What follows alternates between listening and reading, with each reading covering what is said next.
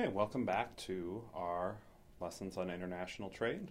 When we left off, you were to look for an example using the numbers we used for our Bangladesh, United States soccer computer example to find a trade, a specific trade, a trade of some number of computers for some number of soccer balls.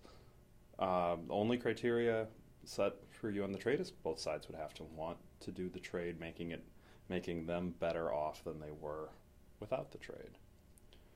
Well, to solve that, you simply have to go back to the opportunity costs and start to look at what each side might want to do. So in our fixed amount of time, right, the US could produce 10,000 computers or 20,000 soccer balls.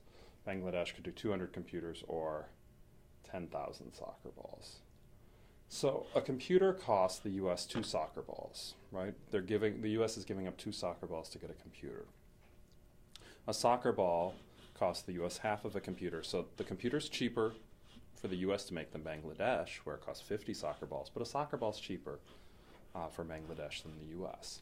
So if the US is going to trade computers to get soccer balls in return, how many soccer balls must it get back in order for it to find this trade worthwhile?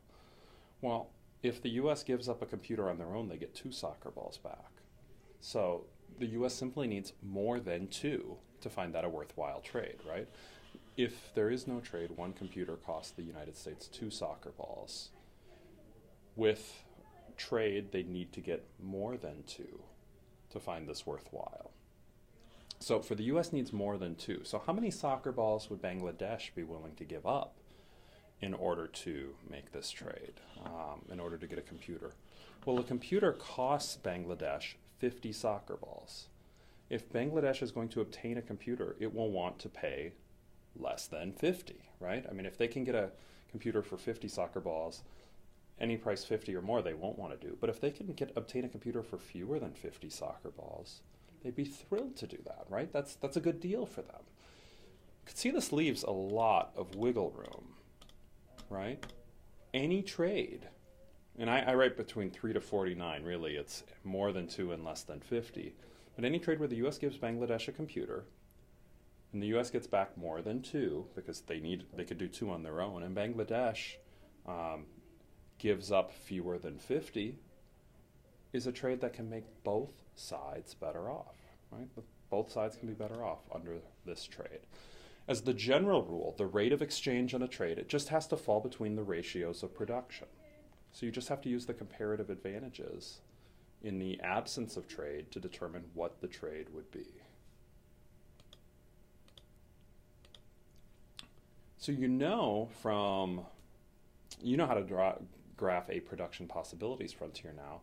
We're going to look at the PPF for each country, right? What we know from our absolute advantage is the US should be more efficient.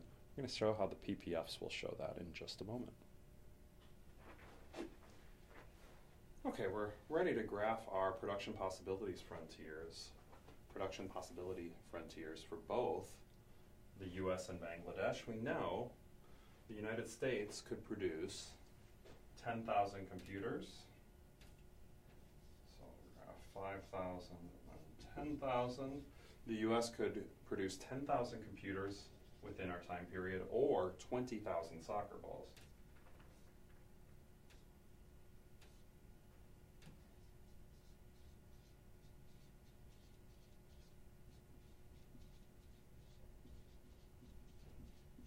So the US could produce 10,000 computers or 20,000 soccer balls, or any combination in between.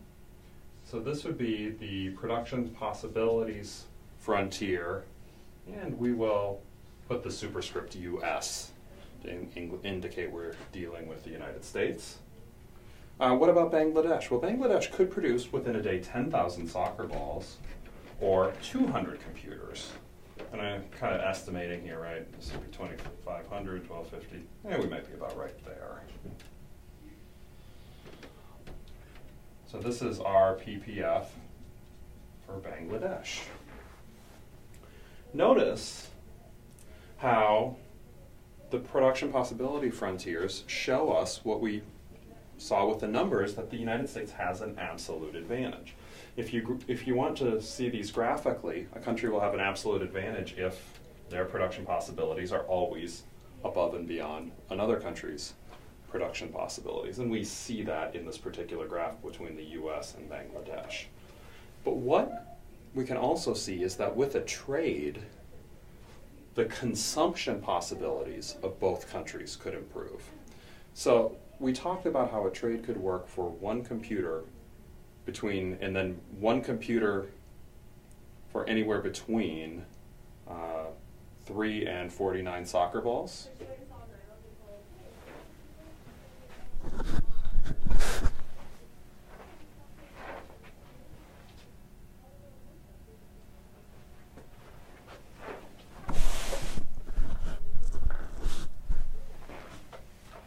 So we talked about how we could have one computer between anywhere from 3 to 49 soccer balls. Well, let's have a trade. Let's say that our trade is one computer for 10 soccer balls. Let's say that that's the trade that the two countries agree upon, right? Somewhere in the middle, each country should be far better off than they were initially. Well, what happens to the U.S.? What would the U.S.'s consumption possibilities frontier look like? Well, if the U.S. still wants computers, they could make 10,000 computers. But now for each computer that they give up, instead of getting 2 soccer balls, they get 10. So we'd actually have to extend our graph probably beyond where we can go here, right? If this is 20,000, 30K, 40K, 50,000.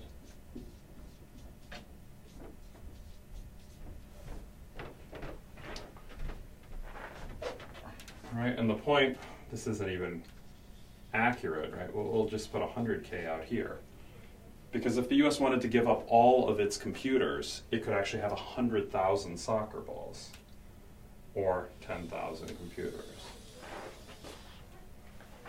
This would be the consumption possibilities frontier for the US. Right? With trade with Bangladesh, because of, exploiting these comparative advantages. The US will exploit the fact that it has a comparative advantage with computers. Bangladesh will exploit the fact that it has a comparative advantage with soccer balls. You could see that there's enormous gains from trade for the United States, right? The United States can consume quite a bit more. Let's look at the case for Bangladesh. What happens if we have the trade for 10 soccer balls for one computer? Well, Bangladesh can produce 10,000 soccer balls in a day, or in our period of time. If they traded all 10,000 for computers instead of 200, could now have 1,000 computers. So this would be our CPF for Bangladesh with trade. Notice that's significantly more, right? Bangladesh can also consume quite a bit more than they were able to consume before. So the graphing out the production possibilities frontiers and the consumption possibility frontiers, we can actually get several insights. The first, we can confirm that we see absolute advantages. But on top of that, we show that with this trade, both sides can consume a significant amount more than what they were able to consume prior to engaging in trade. So as we saw with our graphs, the U.S. is more efficient than Bangladesh, right? The U.S. production possibilities frontier was further out, but with trade, the consumption possibilities for both countries went up. And that's really, this is why when you poll economists tend to say freer trade will make countries better off. And that's among polling questions among economists, it's always one of the most agreed upon statements. Trade allows countries to consume more, right? Free trade allows for greater consumption.